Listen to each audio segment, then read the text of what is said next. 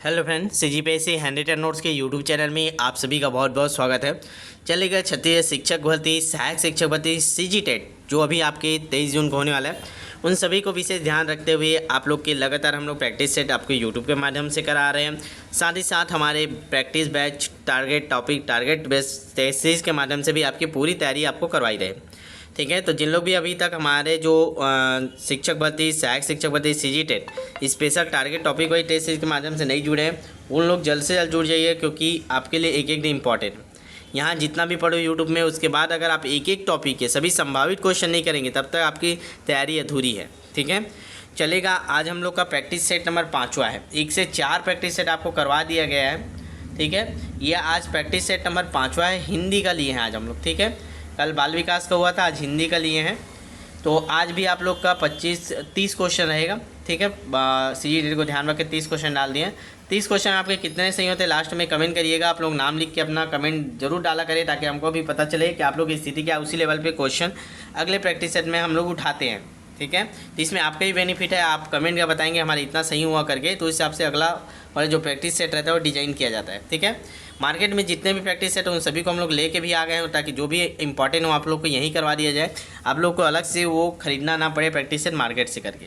ये हमारा नंबर है 75 83 86 44 61। आप अभी तक हमारे बैच से नहीं जुड़े हैं तो मैं बार बार बोल रहा हूँ, आपके लाइफ का एक सबसे इंपॉर्टेंट इन्वेस्टमेंट यही है। केवल 699 रुपीज़, 799 रुपीज़। अगर इसमें आप इन्वेस्टमेंट कर देते हो तो आपका जो लाखों रुपये आप डेट वेट में इन्वेस्टमेंट किए हो, तो वो तभी सार्थक सिद्ध होगा।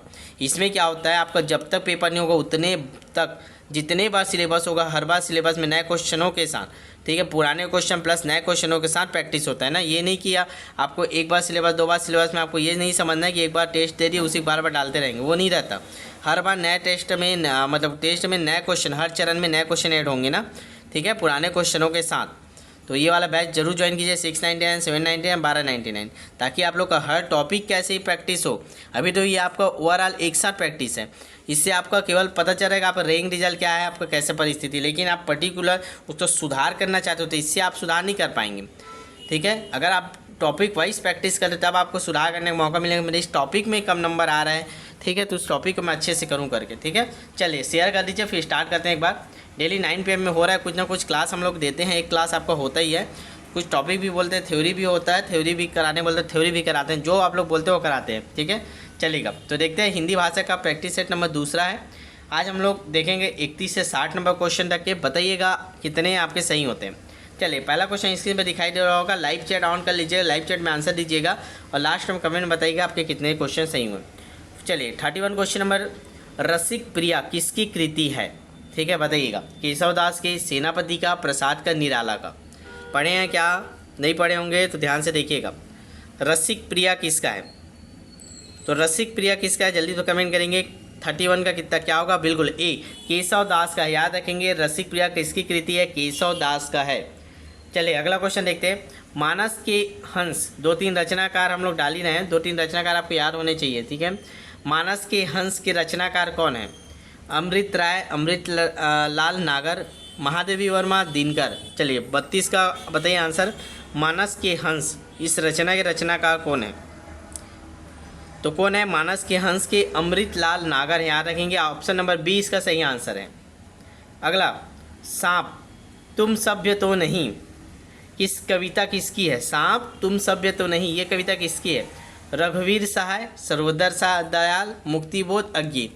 ये 3-4 क्वेश्चन है जो आपके कौन से रचना के हैं। ये नए लगते हैं, नए वाले ही ऐड करे जा रहे हैं ताकि आपको याद हो जाए। ठीक है, बताइए। सांप तुम सभ्य तो नहीं, ये किसकी रचना है, किसकी कविता? लगाइए, आंसर दीजिए सभी लोग। तो ये है, याद रखिएगा, ऑप्शन नंबर डी, अज्ञे। ठीक है, याद रखेंगे। रसिक प्रिया किसका है? केशवदास का। मानस के हंस किसका? अमृतलाल नागर का। सांप तुम सभ्य तो नहीं, ये है अज्ञे का। ठीक है, लास्ट एक और, चिप की दावत किसकी कृति है? शिव की दावत, कमलेश्वर, भीष्म साहनी, राजेंद्र यादव, दुष्यंत कुमार। बताइए। 34 क्वेश्चन नंबर 34, तो यह भीष्म साहनी की। याद रखेंगे, चिफ की दावत भीष्म साहनी का है। एक और 5 क्वेश्चन है लेखक के। कर्मभूमि के लेखक कौन है? जिनेन्द्र, प्रेमचंद, कमलेश्वर, राजेंद्र यादव। बताएंगे। कर्मभूमि तो कर्मभूमि किसका है? तो ये है प्रेमचंद का। याद रखेंगे कर्मभूमि किसकी रचना है? प्रेमचंद का। ठीक है, तो ये 5 हमारे थे लेखक कृति से संबंधित। अगर ये देखते हैं आप क्वेश्चन, अगला क्वेश्चन है 36 नंबर, तिल का ताड़ करना, मुहावरे का अर्थ क्या? जल्दी कमेंट करेंगे। तो ऑप्शन नंबर ए है तुच्छ बात को महत्व देना, झूठे व्यक्ति को झूठा साबित करना, छोटी चीज़ को बड़ी कर देना, निर्लज होना। तो बताना तिल का ताड़ करना, जल्दी बताएंगे। तो इसका सही आंसर क्या हो जाएगा? जल्दी बताइए आप लोग। तिल का ताड़ करना, सभी लोग कमेंट करेंगे तभी मज़ा आएगा ना। तो क्या हो जाएगा इसका सही आंसर? ऑप्शन नंबर ए तुच्छ बात को महत्व देना। याद रखेंगे तिल का ताड़ करना का आंसर होगा ऑप्शन नंबर ए तुच्छ बात को महत्व देना। क्वेश्चन नंबर 37, आजानु में समास बताइए। अव्ययी भाव, कर्मधारय, तत्पुरुष, द्विगु समास। बताना है आपको आजानु में समास। 37, क्वेश्चन नंबर 37 जल्दी करेंगे। क्वेश्चन नंबर 37, आजानु में कौन सा समास है? तो कौन सा समास है? बिल्कुल अव्ययी भाव है भाई। ठीक है, चलेगा। क्वेश्चन नंबर 38 देखते हैं, तृष्णा में कौन सी संधि है? स्वर संधि, विसर्ग संधि, व्यंजन संधि, इनमें से कोई नहीं। तृष्णा में कौन सी संधि बताइए? 38 नंबर, क्वेश्चन नंबर 38 का आंसर करेंगे, जल्दी करेंगे। लास्ट में बताएंगे कितना सही हुआ। पूरा अंतिम तक बने रहिएगा, अभी सब प्रकार के हर चैप्टर क्वेश्चन कवर करेंगे इसमें। 38 को हो जाएगा ऑप्शन नंबर सी व्यंजन संधि। याद रखेंगे व्यंजन संधि है। 39 देखेंगे, भुलक्कड़ में किस प्रत्यय का प्रयोग हुआ है? आउ, अक, आक, अक्कड़। प्रत्यय पूछा है, प्रत्यय शब्द के पीछे लगने वाले शब्दों को प्रत्यय कहा जाता है। तो जल्दी बताइए 39 का क्या होगा? बिल्कुल ऑप्शन नंबर डी अक्कड़। याद रखें भुलक्कड़ में कौन सा प्रत्यय? अक्कड़ प्रत्यय जुड़ा हुआ है। क्वेश्चन नंबर 40, टिकाऊ में प्रत्यय बताइए। अक, अक्कड़, आड़ी, आऊ। टिकाऊ, टिकाऊ में जल्दी बताएंगे शब्द के पीछे लगने वाले शब्दों को प्रत्यय बोलते हैं। फिर से बताइए टिकाऊ में कौन सा प्रत्यय? प्रत्यय याद कर लीजिएगा भाई, इसी प्रकार क्वेश्चन बनते हैं। ये मॉडल पेपर आपको इसी प्रकार से, इसी लेवल पे, इसी चैप्टरों के अनुसार आपको करना रहता है। इसीलिए मैं बोल रहा हूँ जिन लोग भी अभी तक बैच नहीं जुड़े हमारे बैच ज्वाइन कर लीजिए, ताकि हर टॉपिक वाइज, हर चैप्टर वाइज आपके क्वेश्चन प्रैक्टिस हो जाए। उसके बाद जब ये आप प्रैक्टिस से देंगे तब मज़ा ही आ जाएगा आपको। तो जिन लोग भी नहीं ज्वाइन किया, अगर आप देख रहे हैं तो आप गलती कर रहे हैं, ज्वाइन कर ही लीजिएगा। छोटा सा इन्वेस्टमेंट है, एक बार आपको रजिस्ट्रेशन फीस देना, जो छोटे बच्चे के ट्यूशन फीस से भी कम होता है। उसमें तो आपका साल भर चलेगा, साल भर चलेगा, जब तक पेपर नहीं होगा उसके पहले नहीं। टिकाऊ में कौन सा? जल्दी आंसर करिए ना आप लोग। बिल्कुल टिकाऊ में क्या? ऑप्शन नंबर डी आऊ प्रत्यय है, आऊ। ठीक है, क्वेश्चन नंबर 41, करूण शब्द का विलोम क्या है? नहीं दिखला होगा तो क्वालिटी बढ़ा लीजिएगा। ठीक है, 320 होगा उसको 480 कर लीजिएगा। क्वालिटी रहता है 480p, क्वालिटी बढ़ाएंगे तो आपको क्लियर दिखेगा। करूण शब्द का विलोम क्या होगा? दयालु, निर्दयी, निष्ठुर, नीच। विलोम बताना है, करूण का विलोम। विलोम शब्द पढ़े हैं ना? चलिए बताइए 41 का जल्दी से आंसर करेंगे। करूण शब्द का विलोम क्या होगा? तो क्या हो जाएगा? करूण का विलोम होता है निष्ठुर। याद रखेंगे ऑप्शन नंबर सी। 41 का हो जाएगा ऑप्शन नंबर सी निष्ठुर। करूण का विलोम निष्ठुर। 42 कहते हैं, इनमें से कौन सा शब्द वर्तनी वाला है? प्रत्यावर्तन, प्रत्यावर्तन, प्रतिवर्तन, प्रत्युवर्तन। कौन सा सही बताइए? कौन सा शब्द सही वर्तनी वाला है? 42 का आंसर करेंगे। प्रत्यावर्तन कैसे लिखते हैं ये बताइए। चारों ऑप्शन देखिए, जल्दी से कमेंट करेंगे। तो 42 का आंसर हो जाएगा ऑप्शन नंबर बी प्रत्यावर्तन। ऑप्शन नंबर बी सही आंसर है। देख लीजिए प्रत्यावर्तन कैसे लिखाता है।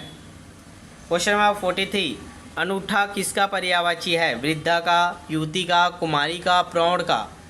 तो बताइए अनूठा किसका पर्यायवाची है? अनूठा। 43 का आंसर करेंगे।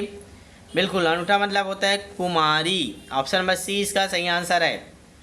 44, समूहवाचक संज्ञा है, बताइएगा समूहवाचक कौन सा है? गुलाब, अंगूर, पौधे, चावल। समूहवाचक बताएंगे। गुलाब, अंगूर, पौधे, चावल, कौन सा समूहवाचक संज्ञा है? 44 का आंसर करेंगे, जल्दी करेंगे। 44 का आंसर सभी लोग आंसर करेंगे। बिल्कुल ऑप्शन नंबर बी अंगूर। अंगूर हमेशा एक मिनट या गुच्छे में रहता है, समूह के रूप में रहता है, इसीलिए इसको समूहवाचक संज्ञा में लिया जाता है अंगूर को। तो इसका सही आंसर हो जाएगा 44 का ऑप्शन नंबर बी।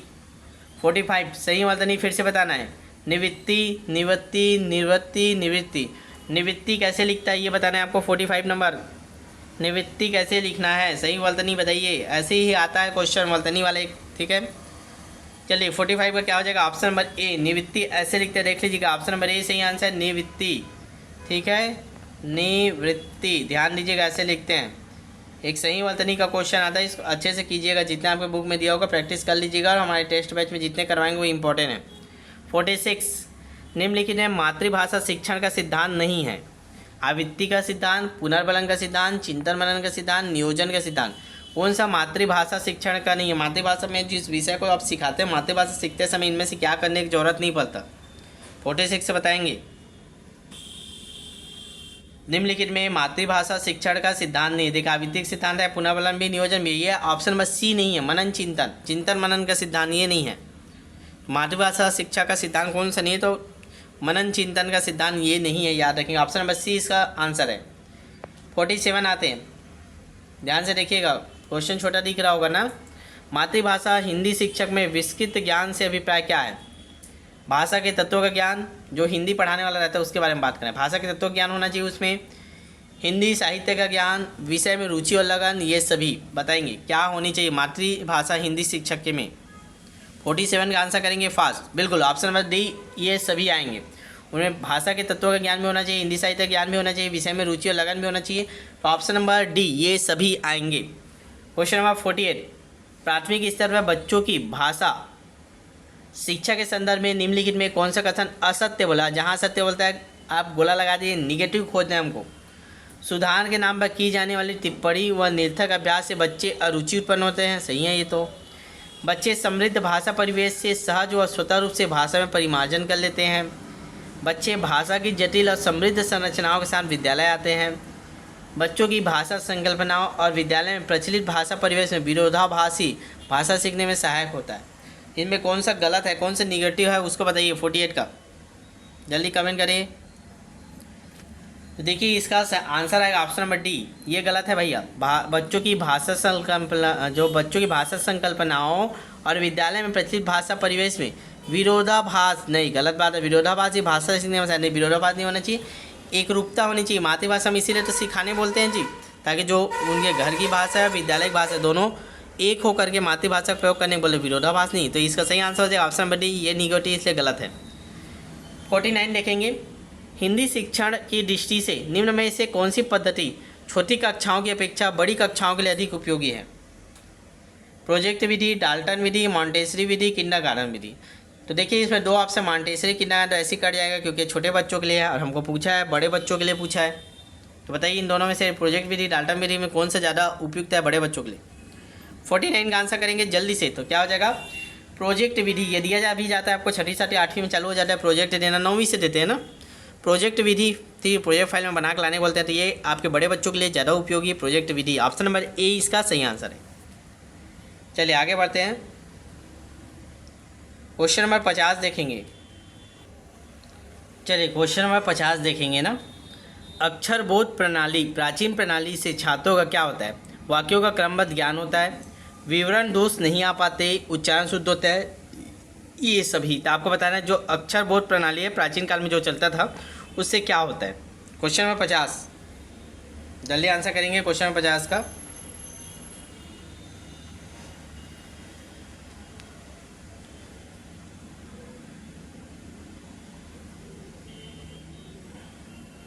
तो 50 इसका सही आंसर क्या हो जाएगा? ऑप्शन नंबर बी, उच्चारण शुद्ध होता था। ठीक है, अक्षरबोध प्रणाली के अंतर्गत उच्चारण शुद्ध होता था, ये याद रखेंगे। ऑप्शन नंबर बी इसका सही आंसर है 50 का। 51 देखेंगे, उच्च प्राथमिक स्तर पर, मतलब 6ठी से 8वीं की बात करें, उच्च प्राथमिक स्तर पर व्याकरण शिक्षण की उपयुक्त विधि क्या है? सूत्र प्रणाली, भाषा संसर्ग प्रणाली, आगमन प्रणाली, समवाय प्रणाली। 6ठी से 8वीं की बात किया है। उच्च प्राथमिक स्तर पर व्याकरण शिक्षण की उपयुक्त विधि क्या है ये बताना है आपको, जल्दी से कमेंट करेंगे। 51 का क्या होगा आंसर? 51 का क्या हो जाएगा? ऑप्शन नंबर सी, आगमन प्रणाली। ठीक है, याद रखेंगे व्याकरण पढ़ाने के लिए आगमन प्रणाली का यूज़ करना चाहिए उच्च प्राथमिक स्तर पे। पहले उदाहरण दीजिए फिर सूत्रों पे जाइए। 52 देखेंगे क्वेश्चन नंबर, हिंदी मातृभाषा विषय में उसकी वास्तविक विषय वस्तु होती है वैचारिक अनुशीलन, भाषा तात्विक अनुशीलन, पाठ का विशिष्ट स्थल, जीवन मूल्य। चलिए बताएंगे क्वेश्चन नंबर 52। लेवल थोड़ा हाई है, ठीक है, थोड़ा सा आज आप लोग को दिक्कत जा रहा होगा, लेकिन ऐसे ही अगर आप बार बार प्रैक्टिस करेंगे टॉपिक को, तब जाके ये सब क्वेश्चन जब आपको मिलेंगे तब आपके लिए आसान होगा।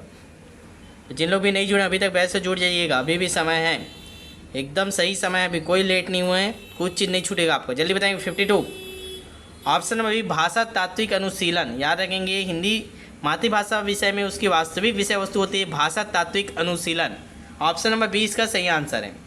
53 देखेंगे, कहानी शिक्षण में बरती जाने वाली सावधानी क्या है?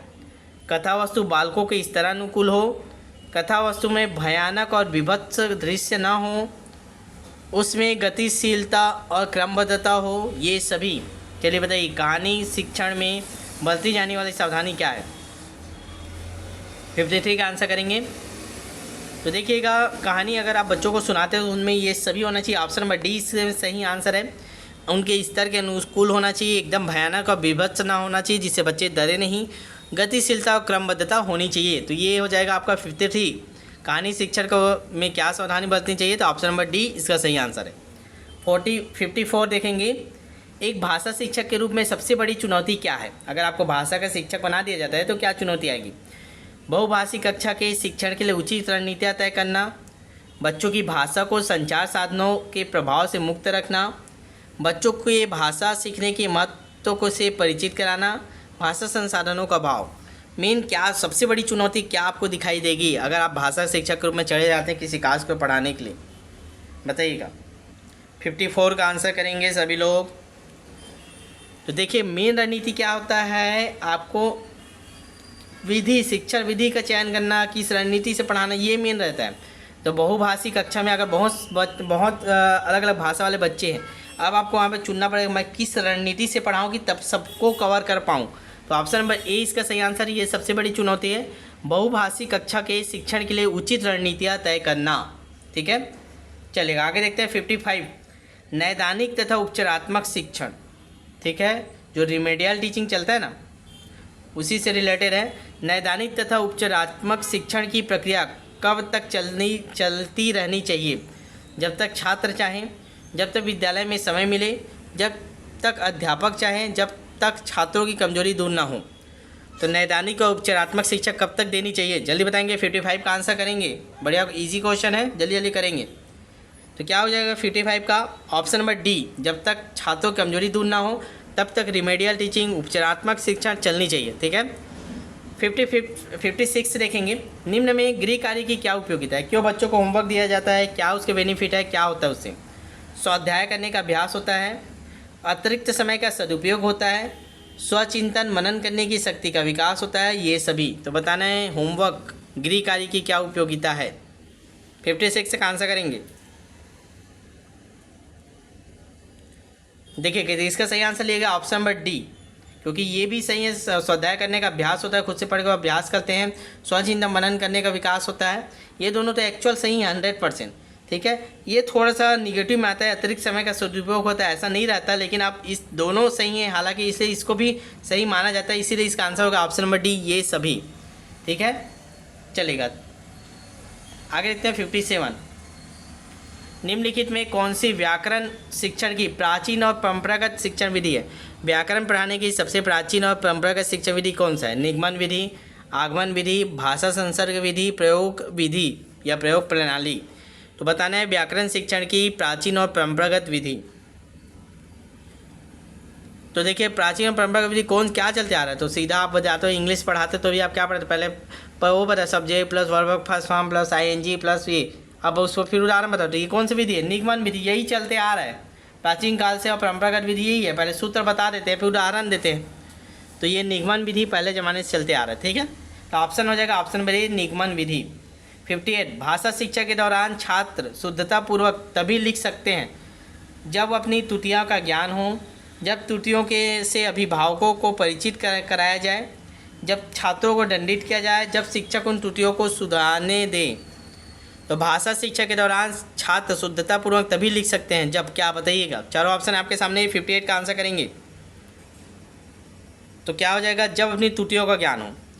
जब बच्चों को अपनी त्रुटियों का ज्ञान हो जाएगा तब उसको सुधार कर लेगा, तभी पूरा शुद्धतापूर्वक लिख जाएगा। तो ऑप्शन नंबर ए इसका सही आंसर है। 59 देखेंगे, प्राथमिक स्तर पर आप किस तरह का बाल साहित्य उचित समझते हैं? बाल साहित्य पढ़वाना रहता है, लाइब्रेरी बना रहता है, पुस्तकालय बना रहता है, बच्चों के स्कूल में देखे होंगे रस्सी से लटकाए रहते हैं पुस्तक को। तो उसमें कैसे पुस्तक को रखने चाहिए बाल साहित्य में? जिसमें केवल कहानियाँ हो, ऐसे साहित्य जिनमें शब्दों और घटनाओं का दोहराव हो, ऐसी साहित्य जो प्रसिद्ध साहित्यकारों द्वारा लिखा गया हो, केवल कविताएं। तो आपको क्या डालना चाहिए? प्राथमिक स्तर की बात किया है 59। तो इसका सही आंसर ऑप्शन में सी, ऐसे साहित्य जिनमें शब्दों और घटनाओं का दोहराव हो। ठीक है, चलिए क्वेश्चन नंबर 60 देखते हैं। रचनात्मक लेखन की कौन सी विधा अर्थ ग्रहण करने के लिए सर्वाधिक उपयुक्त है? तो रचनात्मक लेखन की कौन सी विधा सर्वाधिक अर्थ ग्रहण करने के लिए उपयुक्त है? निबंध, अपठित गद्यांश, कहानी, पद्य। किससे हमको अर्थ की ज्ञान की प्राप्ति होती है? क्वेश्चन नंबर 60 का आंसर करेंगे। तो रचनात्मक लेखन के लिए आपको पद्य ही इंपॉर्टेंट है, ऑप्शन नंबर डी। रचनात्मक लेखन में पद्य सबसे ज़्यादा अर्थ ग्रहण करने के लिए सर्वाधिक उपयोगी, क्योंकि उसमें जो शब्दों का फिर अर्थ निकालना, अर्थ का वो करते हैं, अर्थ की व्याख्या करते हैं। इसका सही आंसर हो जाए ऑप्शन नंबर डी। तो ये हमारे 60 क्वेश्चन हुए हिंदी के, मतलब 30 क्वेश्चन थे। ठीक है, तो आप लोग बताइएगा आप लोग के 30 में कितने क्वेश्चन सही हुए। आज हम लोग ने 31 तक 60 तक हिंदी के क्वेश्चन किए। ठीक है, दूसरा चरण चल रहा है प्रैक्टिस सेट का। एक बार हम लोग ने 150 क्वेश्चन तक किए, फिर दूसरा चला कल बाल विकास किए थे 1 से 30 तक, आज 31 से 60 तक किए। ठीक है, और साथ में भी आप लोग के लिए एक स्पेशल क्लास आने वाली है जिसमें बाल विकास के लगभग 500 क्वेश्चनों का प्रैक्टिस करवाऊंगा मैं। जल्दी से बैच ज्वाइन कर लीजिएगा ताकि आप लोग का छूटे मत। हो सके वो बैच में ही करवाऊंगा उसको, बैच के बच्चों के लिए वो डलेगा। ठीक है, बाल विकास के 500 क्वेश्चन इंपॉर्टेंट जो अभी हम लोग का तैयार हो रहा है, 500 क्वेश्चन इतने इंपॉर्टेंट रहेंगे तो इससे सभी चीज़ कवर हो जाएगा। और ये केवल हमारे बैच के बच्चों के लिए डाला जाएगा। ठीक है, तो हो सकता है 1-2 दिन में डल जाएगा। ठीक है, उसके बाद इसमें आपका पूरा रिवीजन हो जाएगा। 500 क्वेश्चनों में हर चैप्टर को, हर टॉपिक के क्वेश्चन कवर हो जाएंगे और जितने भी अभी तक आप थ्योरी पढ़े उन सबका रिवीजन हो जाएगा, क्योंकि 500 क्वेश्चन बहुत बड़ा होता है अपने आप में। ठीक है, तो ये बैच में डलेगा, यूट्यूब में नहीं डालने का बोला गया है। ठीक है, तो देख लीजिएगा जिनको भी ज्वाइन करना होगा, अभी तक नहीं ज्वाइन किए हैं तो जल्दी ज्वाइन करेंगे तो ये भी कवर हो जाएगा। ठीक है, ज्वाइन तो करना ही है आपको, क्योंकि अगर आप लोग ने सच में ठाना है कि सिलेक्शन चाहिए तो आपको कोई कसर नहीं छोड़नी चाहिए। 200-400 रुपये नहीं देखना है। हम लोग का फ़ीस केवल एक बार है, रजिस्ट्रेशन फ़ीस है, उसके बाद आपको पूरा 1 रुपये भी फीस नहीं लेता, पूरा फ्री ऑफ कॉस्ट। जब तक पेपर नहीं होगा तब तक कराएंगे, चाहे घर से हमको पैसा लगाना पड़ जाए। पिछले बार 14 महीने चला था, मैं बार बार बताता हूँ, 14 महीने तक चला था। पिछले बार फीस का 399 रुपीज़, 499 रुपीज़ ऑफ़र में दिए थे। घर से सभी टीचरों का पैसा लगाना पड़ा था, क्योंकि हम लोग ने वादा किया है कि आपको पेपर से 1 दिन पहले तक नहीं छोड़ेंगे, मतलब नहीं छोड़ेंगे, आपका फ़ीस ख़त्म हो जाएगा। ठीक है, क्योंकि टाइपिंग वाले को देना पड़ता है, हर महीने टाइपिंग वाले को देना पड़ता है, सिस्टम मेंटेनेंस वाले को देना पड़ता है, नेट वाले को देना पड़ता है, टीचर लोग को क्वेश्चन सेट करने के लिए हर क्वेश्चन वाइज देना पड़ता है। ठीक है, पर क्वेश्चन उनको पैसा देना पड़ता है ताकि वो अच्छे स्टैंडर्ड के क्वेश्चन पे एनालिसिस करके छांट पाएँ। तो ऐसे करके पूरी टीम मेंबर को पूरा फीस देने के बाद कुछ नहीं बचता है। हम लोग केवल 3-4 साल जब तक हम लोग का क्षमता है तब तक करा रहे हैं। हम लोग का कोई ऑफलाइन कोचिंग इंस्टीट्यूट डालने का टारगेट नहीं है। हमारा उद्देश्य आपका सिलेक्शन, केवल आपका सिलेक्शन, और उसी में हम लोग की खुशी है। ठीक है, पिछले बार देखे होंगे 200+ चयन हुआ है। कम्युनिटी पोस्ट में आप जाकर देखेंगे हमारे चैनल में बहुत सारे फ़ोटो भी आपको दिखने मिल जाएंगे। बहुत सारे लोग का भी और फांसा हुआ है, अभी जैसे ही लिस्ट आएगा और बहुत सारे लोगों का आना है। ठीक है, तो आप भी चाहते हैं आपका नाम हमारी कम्युनिटी पोस्ट में हो नेक्स्ट भर्ती में, तो लग जाइए। आज से ही हमारे बैच से जुड़ के प्रैक्टिस कीजिए। ठीक है, ये नंबर है 75 83 86 44 61। व्हाट्सअप में मैसेज कर दीजिएगा, डिटेल ले लीजिए, डेमो देख लीजिए। और देख लिए हैं डिटेल डेमो तो एक दिन सोचने में समय वेस्ट मत कीजिए, तुरंत इन्वेस्टमेंट कर दीजिए। आपको लग रहा होगा फीस ज़्यादा नहीं है ना, वो 299 199 जो टेस्ट बेचते हैं उन लोग 10-15 टेस्ट दे के निकाल लेते हैं। वो बेवकूफ़ बनाने वाला काम है, कोई मतलब का नहीं। कहीं बुक से मार्केट से उठा लिए, उसी में से डाल दिए, 10-15 को टेस्ट बना लिए, सेट बना के बेच दिए। आपका सिलेक्शन हो चाहे मत हो कोई मतलब नहीं है। लेकिन हमारा बैच ऐसा है, केवल इतने ही फीस ले रहे हैं आपसे, और जब तक पेपर नहीं हो, चाहे 10 महीने लगे, चाहे साल बाद, चाहे 2 साल लगे, लगातार आपका हर दिन एक दिन सहायक शिक्षक नहीं शिक्षा लगातार आपका प्रैक्टिस चल रहा है। पहला चरण खत्म होने वाला है, दूसरा चरण चालू होने वाला है, और जिन लोग अभी ज्वाइन करेंगे उनका कुछ भी नहीं छूटेगा ना। पहले चरण के हर क्वेश्चन सेकंड चरण में कवर कराए जाएंगे रिवीजन के तहत। ठीक है, तो चलिए मिलते हैं नेक्स्ट वीडियो में। तब तक ऑल द बेस्ट। व्हाट्सअप में शेयर कीजिए, अपने आसपास जितने लोग बचे सभी को जोड़िए। मिलते हैं कल की क्लास में। All the best. जो भी टेस्ट डालेंगे आज दिला लीजिएगा।